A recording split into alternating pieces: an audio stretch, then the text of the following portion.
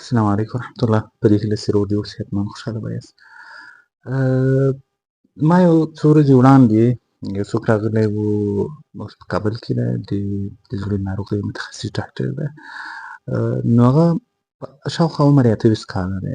هغه په خپل عمر کې عجیب کارونه کړي دي. واقعاً سړی ورته حیران سي.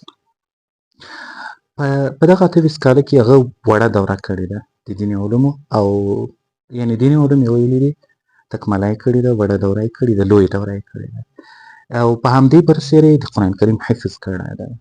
له حفظ نه دخواته یې مکتب ویلی دی، او پوهنتون یې ویلی دی، طب پوهنځی یې ویلی دی، او بالاخره هغه یې پای ته رسولی دی، اوس فعال ډاکټر دی. نو ما چې کله له ده سره تعارف وکړو، یعنې وم پېژندل سره، ما ته واقعا ډېره جالبه وه. هم ډاکټر دی، هم ملا دی، هم حافظ قرآن کریم دی، او په دومره کم وخت کې ډېره جالبه ده. نو زه ورغلم، ما وویل ډاکټر صاحب یوه پوښتنه کولی شمه؟ اجازه ده؟ ویلي ولې نه؟ ما وویل ډاکټر صاحب ویلی سي ستا د کامیابۍ راز په څه کې دی؟ په دومره کم وخت کې دې دومره زیات شیان ویلي دي. دغه رمز یا دغه اسرار له موږ سره هم شریک کړئ. موږ یې له نورو ځوانانو سره شریک کړي، او ممکن دغه یو څوک پیدا سي استفاده ځینې وکړي. او دا طبیعي خبره ده، ډېر کار هر څوک غواړي چې یو ښه شخصیت له ځانه جوړ کړي، ډېر څه حاصل کړي، ډېر علوم ووایي، خو ولې لارې چارې، هغه هنر او تخنیک او چم یې سړي ته نه ورسي. نو ده ډېره جالبه خبره وکړه. هغه وویل زه دوه رمزه لرم، یا مې د ما د کامیابۍ تر شا ویل د ما د پلار لاسونه دي. ما ویل ډاکټر صاحب څنګه د تا د پلار لاسونه دي تا د کامیابۍ تر شا؟ هغه راته ویل کله چې زه په ښه وباد باندې پوه سوی یم، له 15 شپږو کلو را دخوا ما ته پلارجانو یو تقسیم اوقات جوړ کړی و. تقسیم اوقات یې راته جوړ کړی و، مثلا تقسیم اوقات کې لیکلي ول سهار چې کله لمانځه وخت راغی، یعنې له بېګا یې را شروع کړه، او د ده په عین هغه شکل درته وایم لکه داسې ما ته وویل. هغه ویل بېګا مثلا په 8:30 بجې زه ویده کولم، راته ویل زویه ویده شه، سهار وخت داسې به کله پورته شومه، نو اودس به مې وکړو، مسجد ته به ولاړم، جمع به مې وکړه، له هغه وروسته به راولاړ شوم، د قرآن کریم تلاوت به مې وکړو، او په تقسیم اوقات کې ما ته لیکل سوي وو مثلا یوازې 2 صفحې او 3 صفحې قرآن کریم، هغه به مې وکړو. له هغه وروسته به راغلم کور ته. زه کور ته به کله راغلم، نو له کاکا څخه به مې وایي بعضې د دیني علومو، قرآن کریم او وظیفه او دا شیان څه شی وو، هغه به مې وویل. له هغه وروسته به ناست وم، خپلو وروڼو سره به مې کومک وکړو، یا به د دوی څخه کومک واخیست. له هغه وروسته مثلا ولاړم مکتب ته به ولاړم، په 11 بجې به بېرته راغلم د مکتب څخه دوکان ته به ولاړم، هلته به مې له پلارجان سره مرسته وکړه.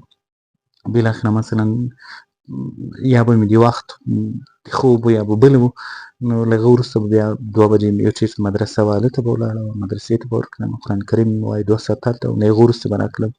بیا مې پلارجان په تقسیم اوقات کې راته لیکلي تا د لوبو وخت دی، لوبې وکړه زویجانه، نو لوبې به مې وکړې. له هغه وروسته خو بالاخره د ما دا ټول ژوند تقسیم اوقات و، او د پلار مې همیشه غوښتنه دا وه او تاکید یې په ما دا و چې ته تقسیم اوقات جوړ کړه. همدا علت و چې سوکه په ډېر کم وخت کې ما د همدغه تقسیم اوقات له برکته ډېر څه وویل. نو رښتیا اوس مثلا که قرآن کریم وایي دی د ورځې 4 صفحې وایي، په 10 شپو کې به 40 سي، په 20 شپو کې به 80 سي، او په 13 شپو کې به 120 صفحې قرآن کریم سي. یعنې په هرو 2-3 میاشتو کې وایي د قرآن کریم د 6 کلنۍ نه وروسته. نو ولې به دی حفظ نه کوي؟ ولې په 12 کلنۍ کې به دته حفظ اسانه نه وي؟ همداسې که دی په دغه ټولو وخت کې هم مکتب ته تللی دی، هم رښتیا هم په 28 کاله کې، په 20 کاله کې، په 20 کاله کې ډېر وخت دی او تر دې نه زیات کارونه کېږي. البته هغه اساسي خبره چې ده وه او ډېره ارزښتمنه خبره وه، هغه دا وه چې تقسیم اوقات. نو ما زده کړل چې که څوک غواړي چې کامیابي وکړي، کامیابي ترلاسه کړي، خپل بچیان ښه ډول وروزي، خپل بچیان نمونهیي جوړ کړي، خپل بچیان، خپل وروڼه، خپل کشران، نو هغوی دې به تقسیم اوقات جوړ کړي او کوښښ دې وکړي چې په خپلو بچیانو باندې عملي وګرځوي. دا د ما تجربه ده. زه پخپله یعنې ډېر کله مې کارونه ډېر غیر منظم وو، خو کله چې مې تقسیم اوقات جوړ کړو، د هغه تطبیق له په سر مې کار وکړو، تر څو یې په ځان تطبیق کړم.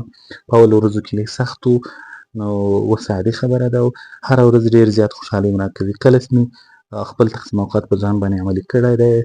ماته یې واقعا ډېره زیاته خوشحالي راکړې ده او احساس کوم چې نن مې ټول کارونه پای ته رسولي دي. یعنې د ما له ټولو والدینو څخه، له مشرانو وروڼو څخه او په عین حال کې ځوانانو څخه جدي غوښتنه دا ده تاسې لوبې وکئ، تاسې ورزش وکئ، سیاحت وکئ، چکر ووهئ، ولې ځان ته تقسیم اوقات جوړ کړئ، ځان ته پلان جوړ کړئ، ځان ته برنامه جوړه کړئ او هغه په خپل ځان باندې عملي کړئ. که چېرته مو دغه کارونه وکړل تاسې به هغه اهدافو ته ورسېږئ چې تاسو ټارګېټ کړي دي او زه باور لرم چې موږ ټول قوي یاستو او موږ هر هدف ته رسېدلی سو. موږ تر هېچا کمزوري نه یو. الله مو وساته، خدای مو اباد لره، ښې چارې، ښه وختونه.